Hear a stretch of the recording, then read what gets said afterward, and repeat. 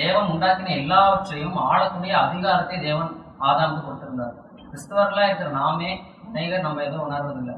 ஆனா தேவன் என்ன சொல்கிறார் அப்படின்னா, ஆழக்கடவர்கள், பூமி அனைத்தையும் ஆழக்கடவர்கள் என்று அவர்களை ஆசீர்வதித்தார்.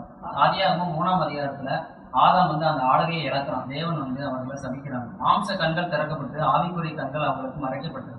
தேவன் ஆதாம சபிக்கிறார். சபிச்சதுக்கு அப்புறம் அந்த மரணம் அவங்கள ஆண்டு கொண்டது. என்னோட ஆசை என்னன்னா, குறைஞ்சது அப்போ உள்ளவங்களே 930 வருஷம் 969 வருஷம் வாழ்ந்துட்டாங்க அப்படின்னா, அந்த சாபத்துக்குள்ள இருந்தவங்களே இப்போ ஆசீர்வாதத்துக்குள்ள வந்துட்டோம்.